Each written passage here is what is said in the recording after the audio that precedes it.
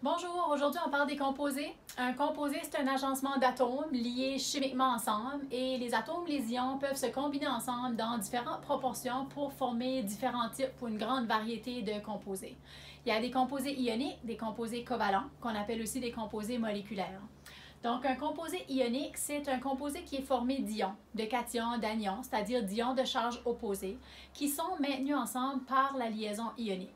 Tandis que le composé covalent, c'est plutôt des atomes qui sont maintenus ensemble par des liaisons covalentes. Donc, c'est un composé qui est plutôt formé de molécules. Si on regardait le sel, par exemple, du NaCl, qui est du sel de table, on peut voir qu'on obtient une structure en 3 dimensions appelée un solide cristallin, justement maintenu ensemble par des liaisons ioniques. Donc, le Na, qui devient positif puisqu'il perd son électron, s'attache au Cl qui devient négatif puisqu'il gagne l'électron. Et de cette façon, les ions s'organisent pour créer une genre de structure en 3 dimensions. L'eau distillée, par exemple, c'est un exemple de composé covalent. On peut voir que c'est formé de molécules, les molécules d'eau, qui sont elles-mêmes maintenues ensemble par des liaisons covalentes. Donc, l'hydrogène est attaché à l'oxygène ici par des liaisons covalentes pour former nos molécules et l'ensemble de molécules ensemble forme le composé covalent. Les composés ioniques et les composés covalents ont différentes propriétés physiques. Donc, l'état à la température de la pièce varie. Les composés ioniques sont plutôt solides, tandis que les composés covalents sont retrouvés à différents états. Ça peut être solide, liquide ou gazeux. Le point de fusion des composés ioniques est plus élevé et ça, c'est dû au fait que la liaison ionique, c'est une liaison qui est plus forte comparativement à la liaison covalente qui, elle, est un peu plus faible, ce qui fait en sorte que son point de fusion ou le point de fusion de ces composés-là est un peu plus faible. Maintenant, par rapport à la conductivité électrique, les composés ioniques peuvent conduire l'électricité lorsqu'on les retrouve à l'état liquide, c'est-à-dire lorsqu'ils sont fondus ou encore lorsqu'ils sont dissous.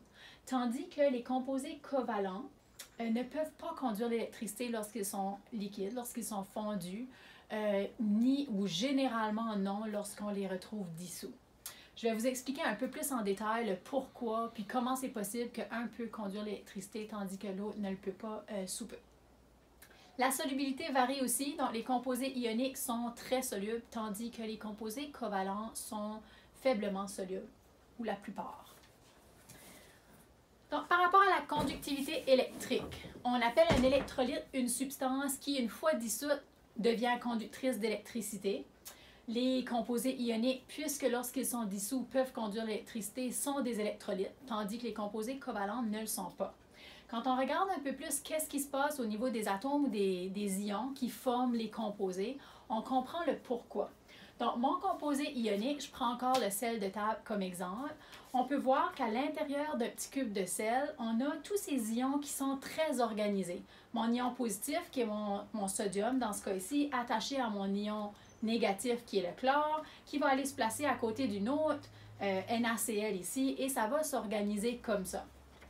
Tandis que mon composé covalent, dans ce cas-ci le sucre, est plutôt désorganisé. Si je prends un petit morceau de sucre, je vais obtenir un genre de paquet de molécules comme ça, formées de carbone, d'oxygène et d'hydrogène dans différentes proportions, mais plutôt désorganisé de cette façon-ci.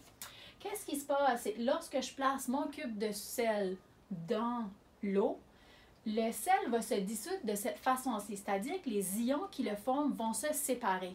Les molécules d'eau vont aller vraiment hydrater, entourer les ions formés par mon sel, qui vont séparer de cette façon ici. Et cette étape-là est importante puisque c'est lorsque nos ions sont libres dans la solution qu'ils peuvent se déplacer, comme ceci, pour conduire l'électricité. Okay? C'est pourquoi les composés ioniques, lorsqu'ils ne sont pas à l'état liquide ou dissous, ne peuvent pas conduire l'électricité. On a besoin d'avoir des ions qui sont libres de se déplacer pour être capable de transporter le courant. Mon sucre, lorsque je le place dans mon eau, ne va pas se dissoudre de la même façon. Les atomes qui forment chaque molécule vont rester unis par la liaison covalente. C'est plutôt les molécules qui vont se séparer en tant que telles.